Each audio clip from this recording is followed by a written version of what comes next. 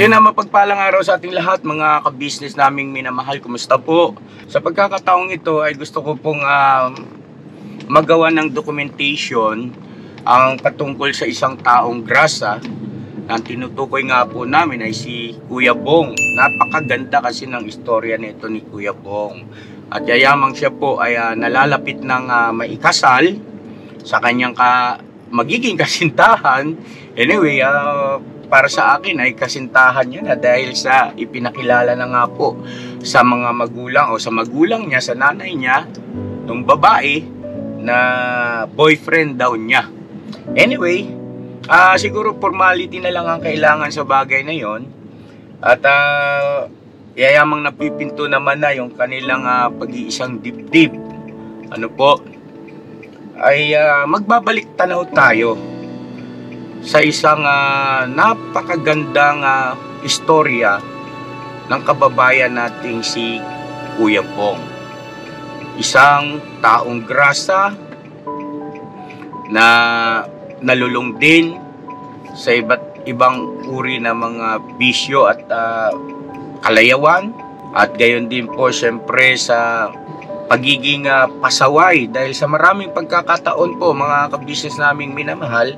Ito si Bong ay hindi naging madali ang aming naging misyon dito para siya ay baguhin at ituwid, no? Ipaunawa sa kanya mga bagay-bagay. At naintindihan naman po namin yun dahil sa na-left behind po siya eh. Sa mahabang panahon ay nasa lansangan lang siya at ang tanging mga nakakahalubilo niya lang ay yung mga nakakasama niya sa kanyang bisyo. Ano po? At mga ka-business, maraming beses na ito ay pinagsikapan namin na siya ay matulungan sa paraang andyan yung pinarehab natin, andyan yung pinagawa natin ng maayos at magandang tirahan o bahay. Pero sa kabila ng lahat ng yon ay hindi naging madali. Nakakatuwang parte po rito sa istorya ng isang taong grasa ay nagkaroon siya ng mga naging kasintahan. Ayan po, mapapanood nyo mga ka-business, naging sila sa maiksing panahon. Ano po? At nakita natin yung kanyang kasiyahan nung nagkaroon siya ng girlfriend. Kanya lang sa kasamaang palad po ay umamin yung babae na siya pala ay meron ng naunang kasintahan. Kaya ayun, durog ang puso ng ating bida. At imbis na magpatuloy sa pagbabagong buhay ay mas lalo niya pang pinahirapan yung kanyang sarili, pinarusahan. Siguro dala na rin ng pagkabigo, nasaktan. Pero hindi kami sumuko. Ang buong ka-business family ay patuloy pa rin na siya ay pinagmamalasakit at ginagawa ang lahat ng paraan para siya ay may ayos. Isa nga sa nakita namin ay ang pagkakaroon ng kasintahan, eventually ay maging asawa niya pagdating sa hinaharap. Isa yun sa aming nakita na po pwedeng maging daan para tuluyang mabago ang buhay ni Kuya Bong. Andyan nga po, dumating din sa pagkakataon na naging kasintahan niya naman si Maylin. Ano po, mga ka-business, no? Si Maylin naman, iba ito kay Jinky dahil si Jinky kasi ay dalaga. Itong si Maylin ay mayroong mga naging anak sa kinakasama niya at napag-alaman namin na single na daw siya. Anyway, So naging sila rin ni Bong. Kanya lang, dumating din sa punto na ayun na nga, nalaman natin yung katotohanan na meron pala siyang kinakasama rin. Yun si Budoy. At ayon kay Budoy, ay sila pa ni Maylin. So, nagkaroon ito ng kontrobersyal sa mahaba-habang mga panahon din. At hanggang sa humantong din po sa hiwalayan sa pagitan ni Bong at saka ni Maylin. At sumunod, ay dumating naman sa buhay ni Bong itong si Clarissa. Akalain nyo, isang taong grasa ay nagkaroon ng girlfriend na isang OFW. Di po ba mga ka-business, maaaring isang factor yung nasa mundo tayo ng social media, kaya hindi naging mahirap. O ika nga ay bagaman isang OFW at nasa malayong lugar, itong si Clarissa, dahil na rin sa mga makabagong teknolohiya ngayon, ay hindi naging mahirap yung komunikasyon nilang dalawa. Nung una ay ligawan online sa pamamagitan ng Messenger, at pagkatapos ay hanggang ang babae, si Clarissa, ay nakumbinsi rin na umuwi dito sa Pilipinas para magkita silang personal. At ito na nga po yung mga sumunod na nangyari. Naging masaya sila, at kami naman, ang buong ka-business family, ay punong-puno ng pag-asa na ito na yon. Ito na yung magiging daan para tuluyang mabago ang uri ng buhay at pamumuhay ng isang Kuya Bong. Nung una ay naging masaya at maayos naman ang kanilang relasyon. Itong si Clarissa ay meron ding anak sa pagkadalaga. Bagaman siya ay single o walang karelasyon, sa pagkakataon na yon ay meron siyang naging anak sa pagkadalaga. Hindi naman naging big deal yon para kay Bong, at sabi niya nga, ituturing niya rin parang anak, yung anak ni Clarissa. At nagkaroon pa nga ng pagkakataon na sila ay nagkakilala rin nung anak ni Clarissa, at nakita natin sa mga nagdaang mga vlog na naging maayos. Kanya lang, eto na naman tayo. Dumating sa punto na meron silang hindi na pagkakasundo ang mga bagay-bagay, at nauwi rin sa hiwalayan. At eto na nga po, mga ka-business naming minamahal, si Jinky. Akalain nyo, sa hindi inaasahang pagkakataon na meron kaming tinutulungan na pinuntahan, at nagkataong ito si Jinky ay bumisita, bumisita kila Sandra. At doon ko unang nakita ito si Jinky, bagaman si Bong pala tsaka si Jinky ay nagkausap na dati, pero hanggang doon lang yon. At sa pagkakataon nga na yon na kami ay nag-vlog kila Sandra, napansin ko rito yung kinikilos ni Bong ay kakaiba, punong-puno ng sigla, na para bagang tinamaan ng kidlat na hindi mapakali, mga ka-business naming minamahal. At doon na nga po nagsimula, hanggang sa humantong sa pagpapaalam na kung maaari ba siya manligaw kay Jinky. At pasintabi na rin po sa inyo, ako bilang tumatayong magulang ni Bong ay hindi ko na rin natiis na kausapin si Jinky at alamin ang kanyang saloobin sa bagay na yun, kung maaari bang manligaw si Bong at kung siya ba ay single. So ayun, doon na tumakbo ang story, at meron pang mga ilan din na bahagya lang naman na na-encounter natin mga problema At ngayon naman ay alright na mga ka-business. Everything is alright. So ngayon simulan natin ang ating paglalakbay sa istorya ng isang taong grasa na ngayon po ay ikakasal na.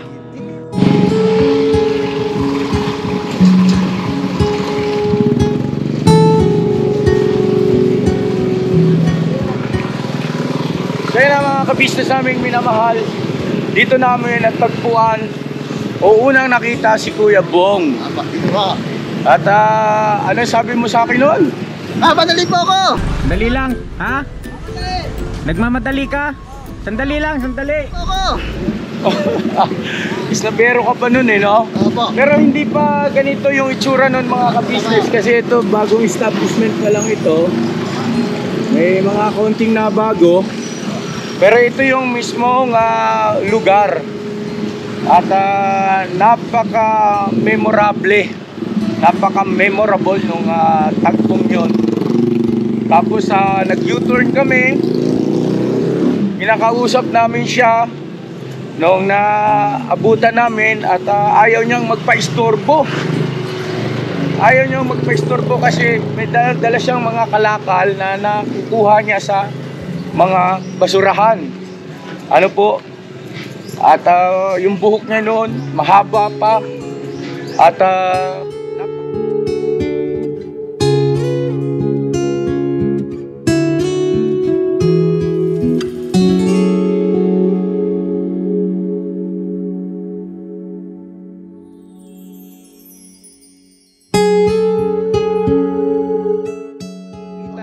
naistorbo ka namin. Na-istorbo.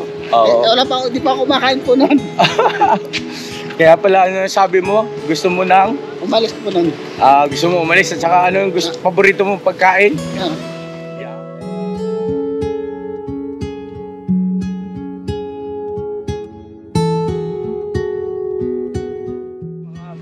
Basura. Yan dyan. So dyan ka nangunguha ng kalakal no, Kuya Bong? Apo, sa kanya po. Dyan ka namumulot. Apo. Okay.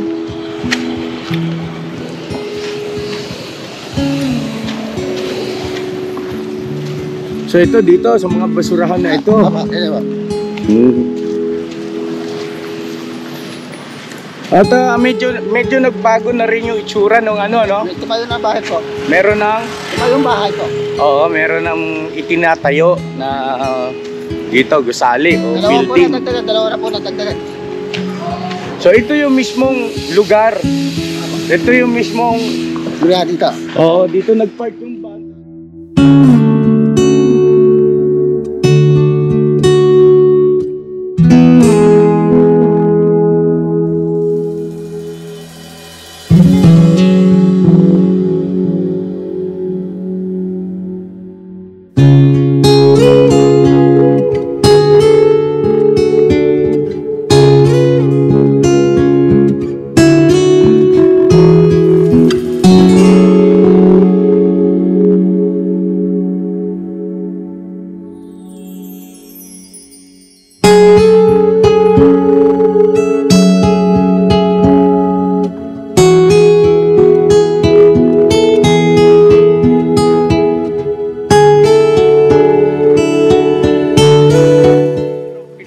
Tataguan kami, tinatakbuhan.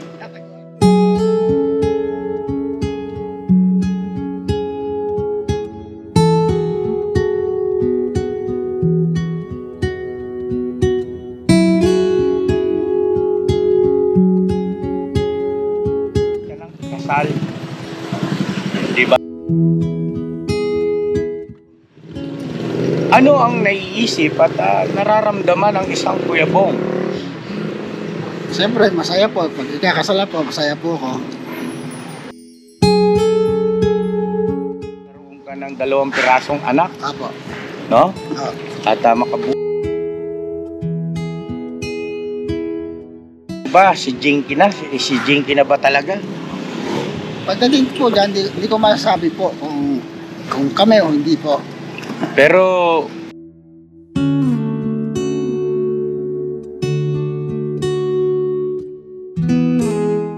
ay lumalabas na talagang sigurado na. Dahil sa pinakilala ka na rin sa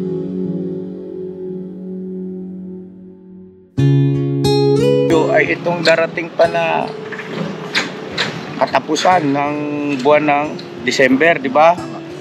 Yung pagkikita nyo ulit. Gusto mo bang maikasal ka kay Jinky? Sigurado po. Gusto mo? Gusto po. At kung sakali na kayo ay makasal na, ano ang plano ng isang Kuya Bong? Paano kayo mamumuhay ni Jinky? Ibig kong sabihin ay ano ang magiging paraan ng iyong paghahanap buhay? Ikaw ba'y babalik sa pangangalakal? Ngayon naman ay meron ka na ring YouTube channel, no? Ang Kagwang Bong Official. Ayan, suportahan natin mga ka-business naming minamahal. Ano ang gagawin ng isang Kuya Bong para siyempre mabuhay mo ang iyong sariling pamilya? Ang gusto ko lang talaga, mag-vlog talaga. Gusto mo mag-vlog? So magandang pagkakataon yan dahil sa si Jinky ay marunong, no? Si Jinky ay nakapag-aral. Kasi po mga ka-business, si Bong ay no read, no write po siya eh. Bagaman ang natapos mo ay kayo nakapag-elementary, di ba? Elementary lang po. Hanggang? Grade 6 lang po. Grade 6. Ayun, so may mga pagkakataon na siya nagpabatay sa mga signs, no? Ibig sabihin, limbawa, pagka no smoking area, ganyan. Ang di lang ako sanay po yung ginagawa ni Daryl po. Di lang ako sanay po. Alin yun? Yung kay Daryl po, di lang hindi ako po sanay. Ano yun? Katulad na inalit yung mga bawal. Bawal. Po. Yung may tatanggalin po, ganun po. Sa pag-i-edit siguro. Okay. Anyway, kasi si Daryl, yung nabanggit niya pong si Daryl, mga ka-business naming minamahal, siya yung aming editor. Ako yung mga... Oo. Well, anyway, si Jinky siguro magiging malakas at makakatuwang mo dyan sa pagdating sa pag-i-edit. Kaya no? yung tatanggalin mo bawal, yung... Oo, yan ba, pagmumura, no? Yung ikakat yung part na yon. Yan ang tatanggalin. Oo. Anyway, si Jinky ay patuturuan natin, no? I-guide natin. At syempre, iti-training, no? Iti-training natin si Jinky pagdating sa pag-i-edit. So napaka-memorable nitong lugar na to, no, Bong, no? Sa ating dalawa. Balik naman tayo sa dati natin. So ito naman yung junk shop, no, Bong, no? Dati. Dito ka madalas nagbebenta ng iyong mga kalakal. Oo. Namimiss mo rin ba itong lugar na to? Namimiss din. Ito yung tagpo na kung saan tinatanong ko si Bong kung magkano yung kanyang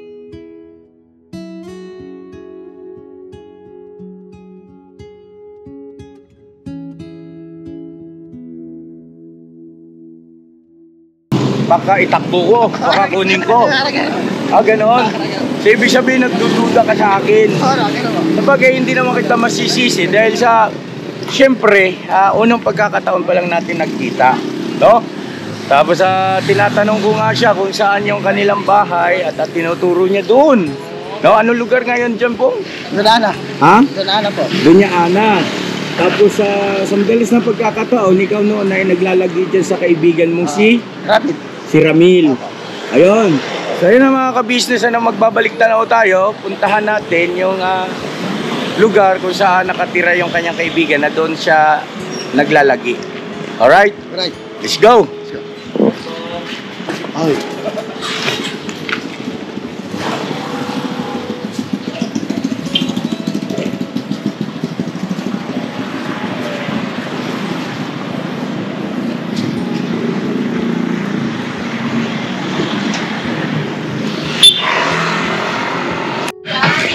So na itong lugar na to, dito kilalang kilala si Kuya Bong.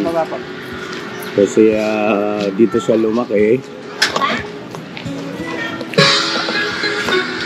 At dito rin sa lugar na ito kung saan hinahabol-habol namin siya.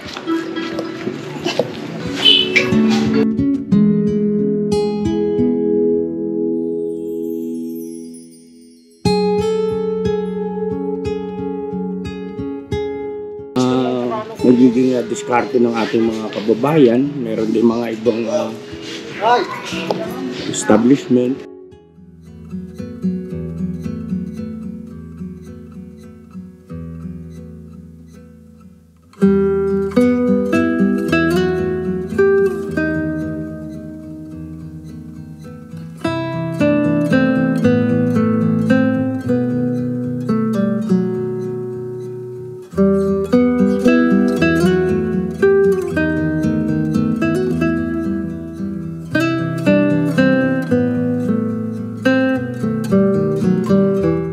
Ay!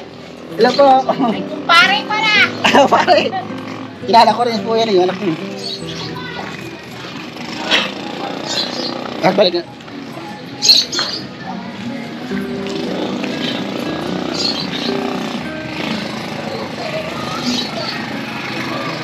Malapit.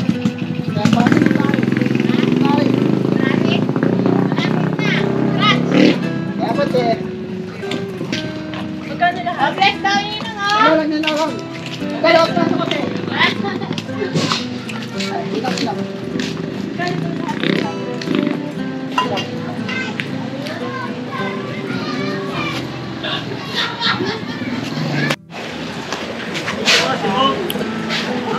Nakita po namin, siguro magkala-gala. Kailangan po namin makakita sa paligid sa aming tahanan. Wala pa naman. Ay pa naman pong, wala pa dyan dyan, receiver. Wala pa naman. Paparenta ka nga pong. Wala, tagay pa. Sa'yo mo na. Bahay po sa atin eh. Nakasal ka, punta kaya. Nakasal ko ah. Nakakal? Kailan ba? Sorry. Pare. Hindi, basta ikaw. Basta naman nandun niya, Ana. Ano ba?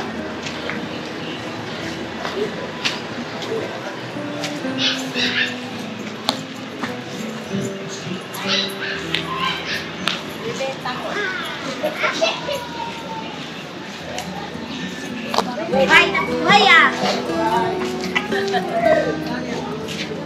Ano? Buhay! Nabuhay na yung Christmas! Ha? Anak! Nasa ano? Ala? Nasa pier. Sayang. Eh, ayaw ko naman sana. Na ano? Ala? Nasala namin sa kasal namin. Kasal niyo? Kailan? Malalaman mo na sa vlog eh. Imbitahin ko sana eh. Uwi yun bukas. Pakisabi na lang sa kanya. Ah, sige. Wala ka rin dyan. Wala. Imbitahin ko sana eh. Imbitahin ko sana. Kasal sana. Sayang. Pakisabi na lang siya. Ah, sige. Sabihan ko na lang. Na papalot ko muna sa vlog eh. Oo. Kamusta na eh? Ay, okay lang. Ito pa rin. Ayaw ka rin. Ito pa rin gawa ko. Alam ko may natagdagan eh. Ano ba? Alam ko yun. Wow, galing. Congrats. Malapit sa kita. Congrats. Salamat. Eh, ay tatay yung nanay. O kami bisita kami. Huwag kalimutan ang daya mo. Ngayon ka lang lumusot. Tapos, ang flower boy mo, yung inanak mo. Ay ka. Wala mo lang ipawis yan ang mga ano mo, mga followers mo. Daya mo naman. Dapat, mayroon. Ay, mga isang taon nito.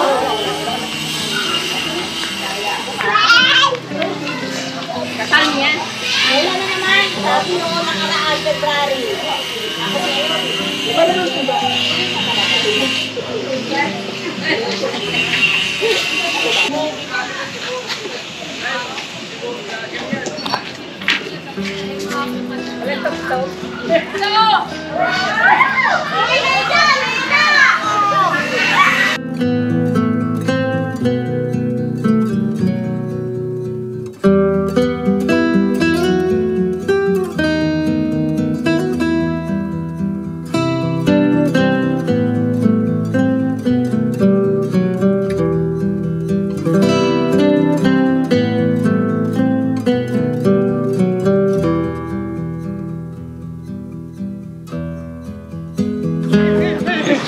Sinigla ka muna naman eh. Tatado na rin. Magara! Ha? Kaya na. Ha?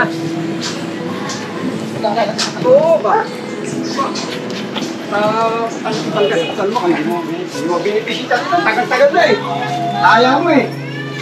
Oh! Tagal ba? Bakit ka lang pa? Pinapasbuti nga, pinasyalan ako eh. Si aking kaibigan, si Bong. Punta ka lang sa bayan. Oo ba? Ano? Basta yan. Ah, dito si Bong. Wala, di ba? Punta ka na lang doon. Oh, ibigay mo na. Namas ko ba? Hindi mo kalimutan. Huwag mo! Huwag mo! Kailan ba masasama pag nag-vlog tayo? Eh, saan to? Ha? Uy, pamasto namin. Wala pa ka! Anong la? Oo, ayaw ko wala sa ko. Wala pa yung bonus. May bonus ka. Papagamot lang ako. Papagamot si Kuya, oh. Papa-opera si Kuya. Papa-opera yan. Alam mo naman eh. Wala pa nga ako yun. Cellphone lang, dala ko cellphone ko lang. Kailan balik mo? May natutulog dati ni Bong. Wala ka ni bahay, sinisira na, nagay na. Sira na. Yan o. Yan, hindi kami dati natutulog ni Bong. Dito, bahay na to. Yan, natin sinisira namin ni Bong dito. Tulog kami. Eh wala, sira na. Kaya ano ko pala, masalikot sa akin. Ano mo, kaklikot. Ano rin? Si Joseph. Hello! Napinasan na ni kaibigan ko si Bong. Sinabi ko na sa ano, pumunta na lang siya. Ano ko dinala sa vlog ko? Sa kasal niya. Pintado daw niya ako eh. Lahat kayo, lahat kayo. Taba-taba na kaibigan ko. Ay, walang alagang-alaga talaga ni business eh.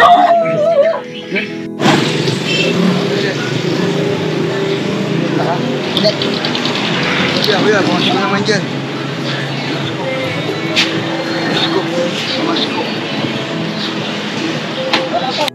Pamasko kayo daw. Masahod sa ano ko? Yung! Masahod sa ano ko? Pasko na ano kayo to? Masahod sa ano ko? Okay, yan. Biswag ko. Ayun yun. Wala naman itong bakong diesel. Kuwaba na naman siya. Kuwaba na naman siya, kuya. Dami mo isa! Makikita tayo dito sa Mindanao. Shout out sa Mindanao. Wala, bilis Huwag na sila sa kasal ko. Kaya po sila.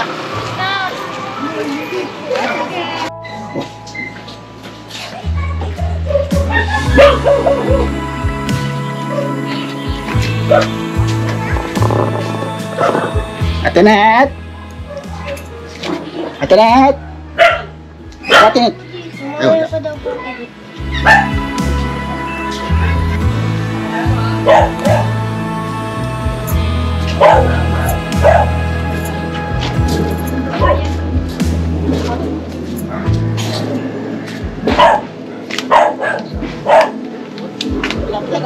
Punta ka na lang sa kasal ko na. Kailan?